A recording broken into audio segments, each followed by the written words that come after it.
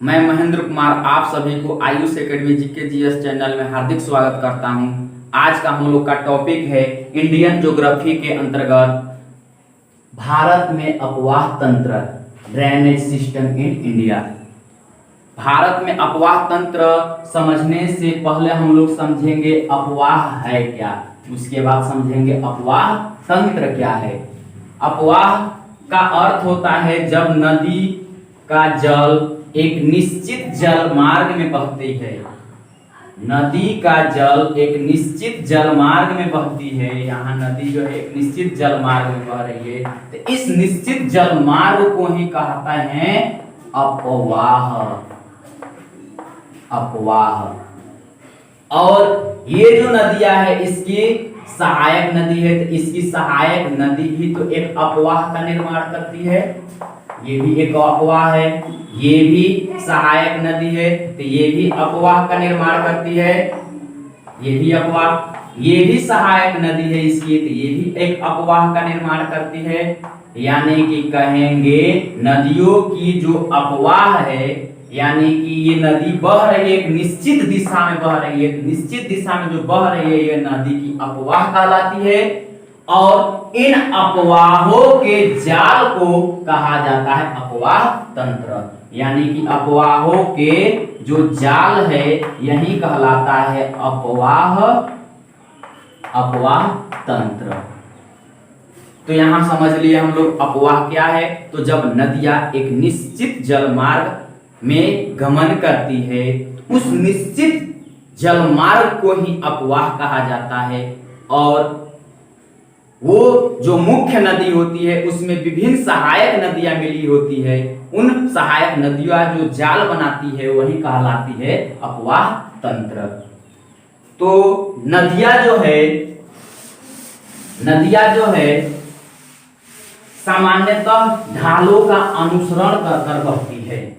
और ढालों के अनुसरण करने का मतलब हुआ कि जिधर ढाल है, मान लीजिए कि ये अगर हम बना रहे हैं तो ये अगर ढाल है तो ऐसे स्लोपिंग है, तो स्लोपिंग है तो नदियां जब मान लीजिए यहाँ से निकल रही है तो ऐसे निकलेगी, ऐसे बहेगी। यानी कि ये जो नदी है ढालों की अनुसरण कर रही है। तो जो नदियां ढालों की अनुसरण करती है यह कहलाती है अनुवर्ती नदी।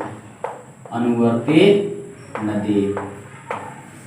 तो ढालों की अनुसरण करने वाली नदी कहलाती है अनुवर्ती नदी। जिधर ढाल है उधर बहने वाली नदी कहलाती है अनुवर्ती नदी। और यह अनुवर्ती नदी जहां से निकलती है उसको बोलते हैं उद्गम स्थल, और जहां पर गिरती है उसको बोलते हैं नदी की मुहाना।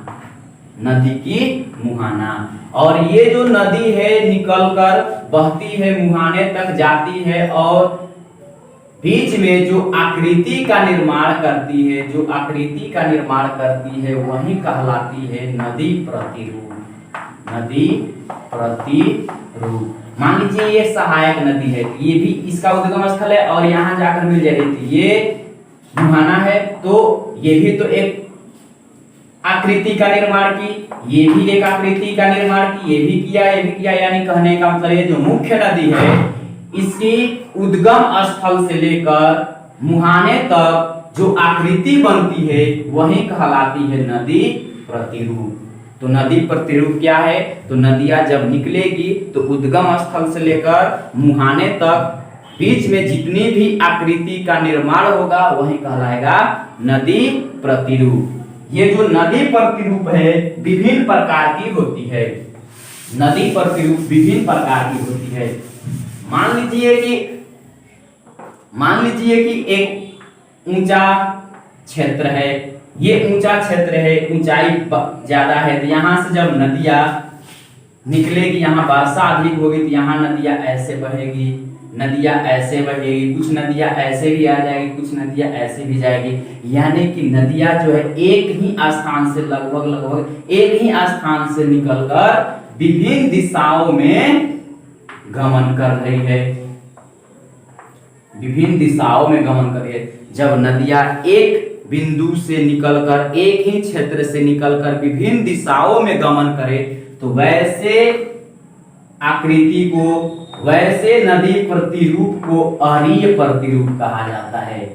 अरीय प्रतिरूप कहा जाता है। ये सवाल पूछता है। जैसे हम लोग भारत की संदर्भ में अगर बात करें तो एक है सतपुड़ा पर्वत में अमरकंटक।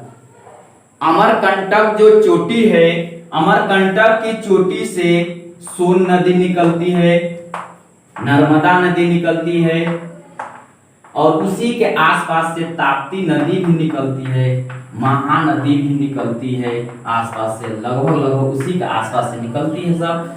तो एक ही क्षेत्रों से निकलकर विभिन्न दिशाओं में बहती है तो वह कहलाती है नदी तंत्र। लेकिन इसमें सबसे अच्छा उदाहरण सोन और नर्मदा की है।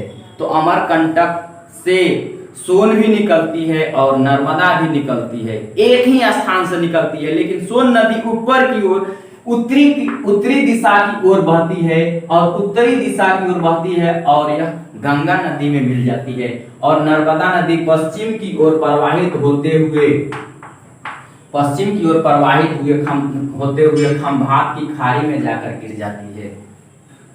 तो ये रहा हम लोग का अरीय प्रतिरूप। इसके बाद अगर हम लोग बात करें तो नदियां जो है विभिन्न क्षेत्रों से निकलती है और एक झील में या एक गर्त में जाकर गिर जाती है। यानी कि विभिन्न क्षेत्रों से नदियां आकर एक ही स्थान पर गिरती है। तो इस नदी प्रतिरूप को कहा जाता है अभिकेंद्रीय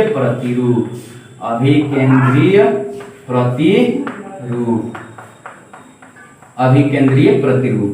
तो यहाँ जस्ट इसके उल्टा है। यह एक स्थान से निकलकर विभिन्न स्थानों में गमन करती है तो अरीय प्रतिरूप, और विभिन्न स्थानों से निकलकर एक ही स्थानों पर मुहाना है। यानी कहने का मतलब यहाँ मुहाना की बात करें तो सभी नदियों की मुहाना एक ही पास है और यहाँ सभी नदियों का उद्गम स्थल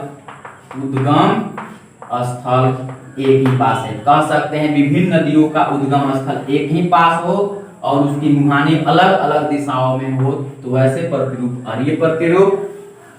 विभिन्न दिशाओं में उद्गम स्थल अलग अलग हो और मुहाना एक ही पास हो तो वैसे जो आकृति बनेगा वह कहलाएगा अभिकेंद्रीय प्रतिरूप। इसके अलावा अगर हम लोग बात करें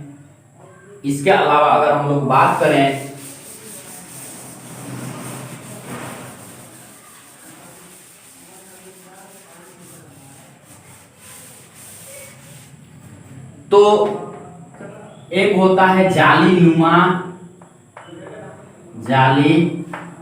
नुमा नदी प्रतिरूप। जालीनुमा नदी प्रतिरूप। तो ये जालीनुमा नदी प्रतिरूप है क्या? तो कहता है जब नदियां, ये मुख्य नदी है और मुख्य नदी के ही समानांतर जो मुख्य नदियां है यह अन्य नदियों के समानांतर बहती है। जैसे ये मुख्य नदी हो गया, एक मुख्य नदी, और इसकी भी सहायक नदी है तो ये भी समानांतर बहती हुई जा रही है, ये भी समानांतर बहती हुई जा रही है, ये भी समानांतर बहती हुई जा रही है।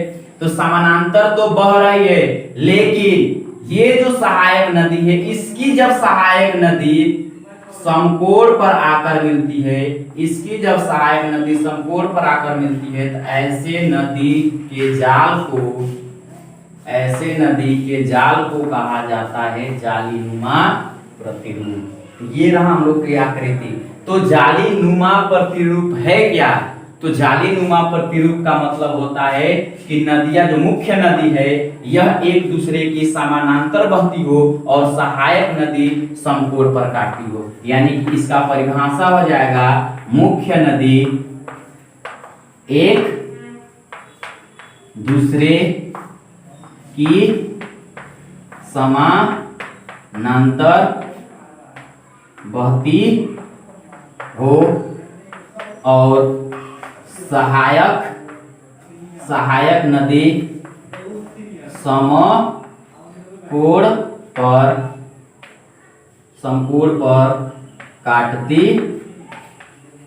हो या समकोण पर काटती नहीं, मिलती हो, समकोण पर मिलती हो जालीनुमा प्रतिरूप कहलाता है। इसके अलावा एक प्रतिरूप और पढ़ लेते हैं, वह है समानांतर प्रतिरूप। समानांतर प्रतिरूप, समानांतर प्रतिरूप। तो समानांतर प्रतिरूप है क्या? तो कहता है जब मुख्य नदी है, ये मुख्य नदी में जो सहायक नदी मिलती है, सहायक नदी मिलती है, तो इस सहायक नदी का जो बहाव होता है मुख्य नदी के समानांतर होता है। तो सहायक नदियां जब मुख्य नदी के समानांतर बहकर आगे चल के मिलती है, तो ऐसे नदी तंत्र को बोला जाता है समानांतर नदी प्रतिरूप। समानांतर नदी प्रतिरूप यहाँ है, नदी प्रतिरूप, समानांतर नदी प्रतिरूप।